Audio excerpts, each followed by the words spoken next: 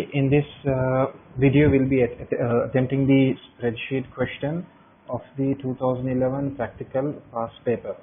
Okay, so all of y'all, before we start activity 4, before we start VLOOKUP, we'll be first doing an entire paper. VLOOKUP we'll be doing it later on. Okay, so once you log into your classroom, you will be seeing this activity, this particular activity quiz, 2011 spreadsheet past paper. So you just click it, open it, view assignment, and it would be, you can either read the question paper from here, or you can download the question paper onto your computer. You can click on it, come to open a new window, and if you want, you can download the question paper, and then don't forget to download the Excel file times. Okay, you will be requiring this file, so click on this, open a new window, and click on download it. Okay, so once that has got downloaded, okay, it will be in your download folder. So I would recommend being a little neat with your work. So what you could do is you could open a folder called 2011, and you can put here Excel paper or whatever, and cut this document into 2011 and keep it. It will always be better if you can arrange your files in order of the year that you are doing. Okay, so that way your files are properly arranged and all that. Okay, so then starting our question paper, the first question, it says Karen wants to use a spreadsheet to record the competition results. She has created the file times and entered some test data. The results are shown in seconds. Okay, so that's the scenario of the spreadsheet. So task SS1, open the spreadsheet times, enter task SS1 and your name, candidate number, and number in the footer of the spreadsheet, and save the spreadsheet as task SS1. So let's do this first. Let's go in order. So let's open this, and let's immediately go into the footer, enable editing, and let's go into footer, insert text, header and footer, and let's go directly to the footer. So over here, task SS1, your name, candidate number, center number.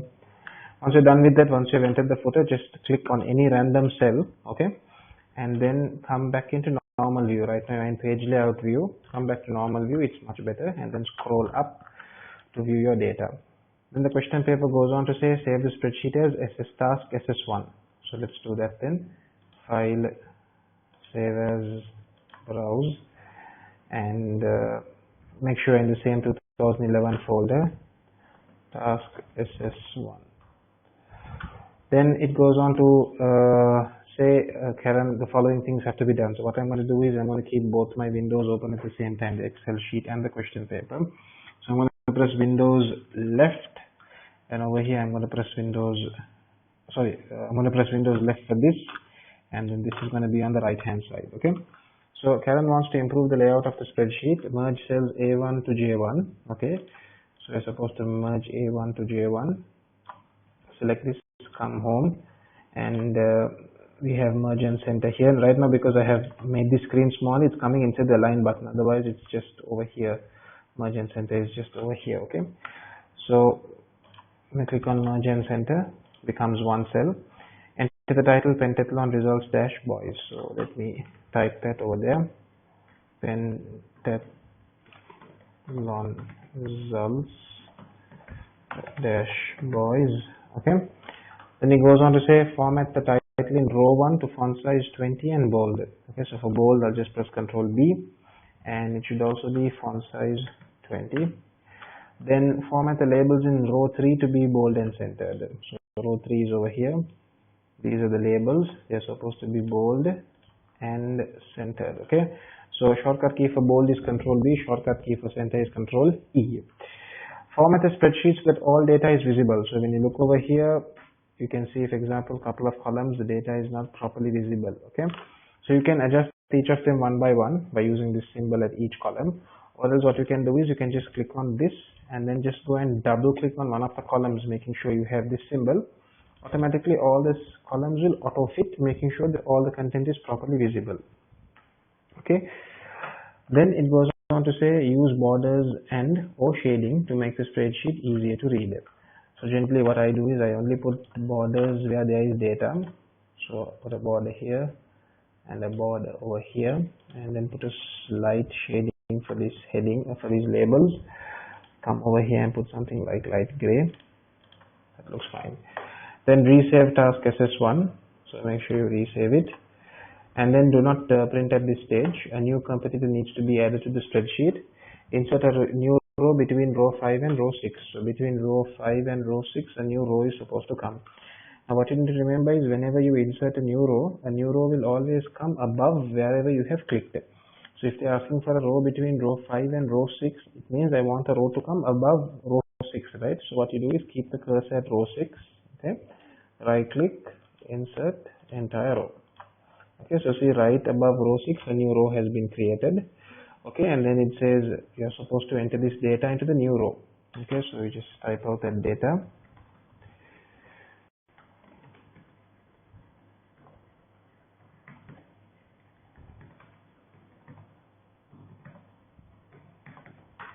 Okay, the data also has been entered. Resave task SS1, print task SS1 on one sheet of A4. Make sure that all the data is visible. So if you're going to go for a print, just come to print. I'll go for full screen now. So make sure that this is fitting one A4 paper and all the data is clearly visible. And then from here you select your print and click on print. Okay. Then the next question goes as task SS2. Change task SS1 to task SS2 in the footer of your spreadsheet and save your spreadsheet as task SS2. So all of you all by now will be knowing how to adjust the footer. We once again come to insert, text, header and footer. This button over here allows us to go directly to the footer. So we come over here, remove the 1, put 2, then just click on the blank cell and we come to normal view. Okay, then scroll up and they have told us to save this as task SS2. So I just come and change this from 1 to 2 and save it. Once again reminding you, please make sure you have saved your files in the correct folder. Okay, be very neat and organized. The question goes on to say, Karen wants to use a spreadsheet for calculations. Enter a formula in cell I4 to calculate the total times in seconds for Martin Anderson. Okay, so they basically want to know the total time that he has taken to do all these activities. Okay, so basically we are just supposed to add all these values. So we can easily go for the sum function equals sum since it's addition. So now we have to make sure our range is correct. So obviously we will not be considering the age, we will be only considering running, cycling, rowing, swimming and walking. Just check is the range correct, D4 to H4, that's correct. So then you can close your brackets, press enter. It says it's 2024. Then the question paper goes on to say, competitors qualify for the final if their total time is 2400 seconds or less. Okay, so if their total time is 2400 seconds or less, automatically they will be qualifying. So enter a formula in cell J4 over here that will display yes if Martin Anderson has qualified and leave the cell blank if he has not qualified. So for the word yes to appear over here, this time has to be 2400 seconds or less. If it is not 2400 seconds or less, this cell should be blank. Okay. So what we are going to use over here is what we call an if condition. Okay, so let me show you what we are going to do. So first we click the cell where we want that function to appear. We want the function to appear over here now. So we keep the cursor there and we come to insert function. Now we are going to use something which we call an if function. If this is the result, then this should be the output. If this is the result, that should be the output. Okay, that's what we call if function. Now for me, it's already here. For you, if it is not visible over here, you just type it over here and click on go, it will appear. Okay, so we're taking the if function. So now the computer is asking me, what are you logically testing? What are we testing? So I'm going to tell the computer, I'm testing whether this value, or I'm checking whether this value is less than or equal to 2400. Okay, then the computer is asking me, okay, if it is true, if it is less than 2400, what to display? So I'm going to tell the computer if it is true, display yes. And the computer is asking me what if it is false. If it is false, what do we display? If it is not less than 2400, what to display? So I'm going to tell the computer display nothing. So just press spacebar. Okay, display nothing. Press spacebar. Okay, and click OK. So now you see this value is less than 2400. So automatically the answer yes has appeared over here. Okay. Then the question paper goes on to say replicate the formula in cells I4 and J4 for the other competitors. Okay, so basically they are saying the same formula applied for the other competitors as well. So I'm going to select both of these, and then this is the replication symbol. I'm going to apply it for all the others. So you look, the same formula being applied for all the other cells, only the address is changing. Okay, if you notice here, the address is only changing. So that's done. Then it goes on to say resave task SS2. So we resave it. And then it goes on to say print the spreadsheet on one sheet of A4 showing the formula view. So right now we are only seeing data. We cannot see the formulas. When you go to print, you will only be seeing these numbers. You cannot see the formula that has been used to get these values. Okay. So the examiner wants you to print this document showing the formulas that you have used. So what you have to do is you have to come to formulas and just click on show formulas. Okay, so now over here you can see your formulas are visible but not completely visible. Okay, so make sure you just click on this button and double click on any one of the rows. They will all auto fit. Okay, so now you can see your data is clearly visible. None of the columns are too big nor are they too small, all perfectly fitting. Then the question paper goes on to say make sure the page is landscape. Okay, when you print, your page should be landscape. Okay, so then it says make sure the columns are wide enough to display all of the information, show the grid lines, show the row and column headers. So these grid lines and row and column headers, what you have to do is you have to come to page layout. Over here, can you see there's something called grid lines? Right now you can only view it. Also make sure you tick this print button, because that's what the question paper has said. When you print it, the grid lines also should be visible. They have also said heading should be visible. Okay, if you check over here, they say row and column headers also should be visible in the printout. So come and tick this as well. Okay, then they also told us about the landscape, right? So what we do is we select our data and then we come to print, which is shortcut key is Control P. So you can see right now the paper is portrait. Okay, so if you want to make it landscape, come and click over here and say landscape orientation. Okay, make sure the paper is fitting only one A4 paper. It says only one, and all the data is clearly visible. Okay, so then this part is done now. Task SS2 is done. Moving on to task SS3, it says open a new document using word processing software. Enter these details and save your document as task SS3. So I'll come into my folder, right click, new Word document, task SS3, and then I'm going to immediately go into the footer, insert footer,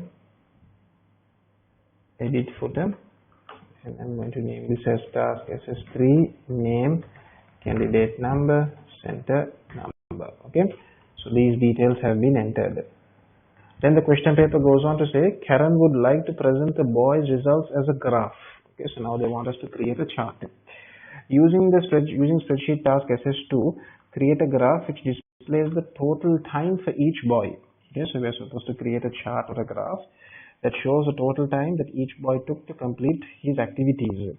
The graph must be fit for purpose. It should have suitable titles and labels and display boys' first names, not display unnecessary information. So when you come to our chart, what we need to do now is we need to display the first name and we need to display the total time. So if you're going to select another completely different row which is not next to your row, that if it's age, I can just simply with the mouse select like this. But look, what happens is I need first name and I need to select total, right? So we use the control key. Press the control key. While pressing it, select total as well. Okay, now those two columns have been selected. Then come to insert. Now if you look at the question paper, they haven't told us what kind of a chart to create. They haven't said bar chart or column chart or pie chart. They haven't said. They have said it should be fit for purpose. So what we'll do is we'll ask the computer what is the best chart to create, recommended chart. So over here it has given us so many options. I'm just going to go with the first one because the first one looks pretty easy to understand. Click on OK. Then don't forget the question paper said that suitable title and labels. Okay, so I'm going to put a suitable title. I'm going to say I can just copy this same title, isn't it? Control A. Pentathlon results, pentathlon results or should I just say pentathlon results boys final or total times, okay. Then don't forget to also label your axes. Okay, click on plus and say axis titles. Okay, you can name this as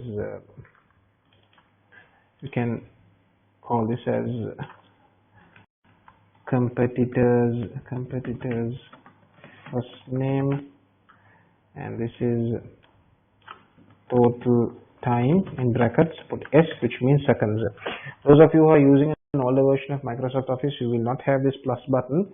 You will have to go to the layout tab, go to add chart element, and put axis titles and chart title and all that. Okay, this button has come in the newer version of Microsoft Office. Then the question paper goes on to say, so just make sure you have done this. It's fit for purpose. It has suitable title and labels, boys' first names, no unnecessary information being displayed. Then it says copy the graph into task SS3. Make sure it is suitable to be printed on an A4 sheet and displayed on a notice board. So I'm supposed to copy this and paste into task SS3. And the question paper told me that it should be suitable to be displayed on a notice board. So if I zoom out and show you, this does not at all look suitable to be displayed on a notice board. So what I'll do first is I'll make this orientation landscape. Okay, then what I'm going to do is I'm going to make this chart bigger. That's too big, all the way up to here. Okay, so now at least it's fitting the whole page, and if this is pasted on a bulletin board from a distance, somewhat an understanding can be received. If you want, you can make this title bold, underlined, and slightly bigger if you wish. Okay, don't forget to save your work. Once you're done with that, it says resave task SS3 and then print your document.